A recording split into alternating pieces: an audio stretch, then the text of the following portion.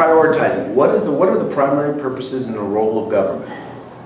First thing we need to do is we need to prioritize those things. The next thing we need to do is we need to institute a budget process that's based on what's called zero-based budgeting. If we go to a 2-year budget cycle, meaning we passed a 2-year, we vote on a budget for every 2 years. What we do is we bring the first year, every member of the legislature is a part of a budget subcommittee.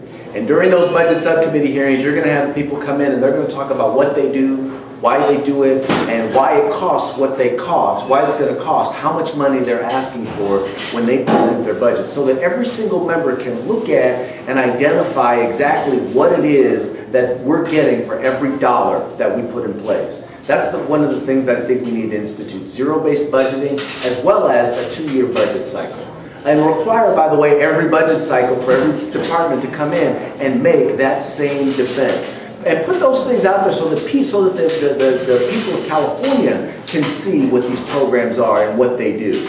That's the first thing that I would look at. The second thing that I would look at is rather than doing it piecemeal, trying to say, well, I'm going to cut here and I'm going to cut there, what I would do is I would look at our entire budget and I would say, what's the primary role of state government? What should we be doing and what shouldn't we be doing? Whatever we should not be doing, we need to cut. We need to eliminate those departments. Now understand this, that when you talk about reducing the size of government, you are talking about laying people off. Just like every employer, any employer, the number one cost that most employers have is salaries, wages, and benefits. So we need to be realistic and understand, though, that the job of the state of California is not as an employment agency.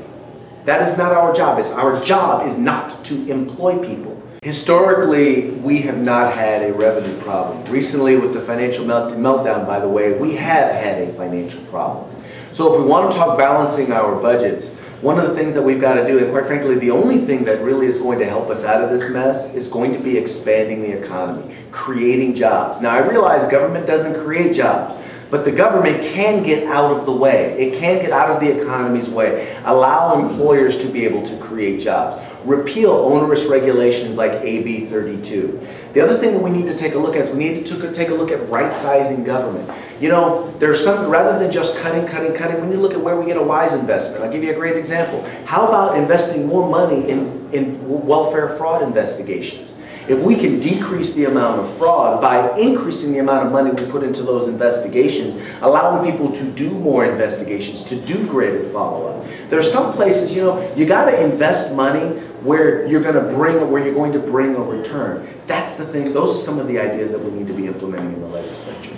We have to get rid of this idea that more money equals better education. The reality is, you know, in the state of California, smaller school districts like my own have been doing relatively well, even though we receive significantly less money than other larger school districts.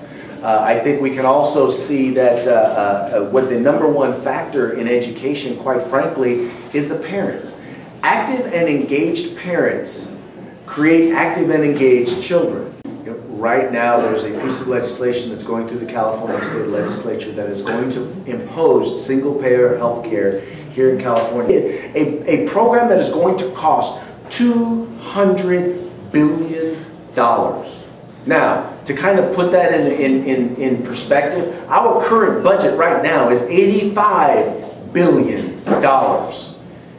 You know, the reality is government doesn't do anything efficiently, it doesn't do anything effectively. I believe our founding fathers, when they set up our form of government, they did that because they had an inherent mistrust or distrust of government. They believed that things like healthcare, like social welfare, like education were all best implemented by the people. Because then the people could keep an eye on it. The people could have control over it. That the markets could then determine how to best implement, how to best meet the needs of meet the needs of the citizenry. You know, there's a reason why these programs exist. They exist oftentimes because there was a need. I don't believe that the need is anywhere near as large as they make it out to be. You notice they talk about the number of uninsured, but they don't talk about the number of people who aren't getting health care. And that's because people are not being refused health care. We have things like rural and community-based health clinics. Why are we not looking at those as reasonable alternatives to having someone go into an expensive ER room? Right now, if someone walks into an emergency room, they have to treat them. I met with an ER doctor and he said, you know, here's the problem. Someone walks into the emergency room and they say they have a headache. I give them a CT or an MRI, $1,000, $10,000 procedure. But if they walk into my office, I'm going to give them some aspirin or some Advil. I'm going to recommend a few things, run a couple of tests. But in the end, the amount that it's going to cost is going to be significantly less. Our government intrusion into the healthcare system has built upon itself both regulations as well as fear of litigation. Those things put together have drastically increased the cost of health care. Forget talking about the cost of health insurance. Let's talk about reducing the cost of health care. And I'll tell you the way to do that: decrease regulation, increase competition, and increase the opportunity for people to have a selection and an involvement and a role in their process. It's not until we take this message of individual liberty, of limited government, of free enterprise, of traditional values to a broader scale to the entire state of California that we will be effective.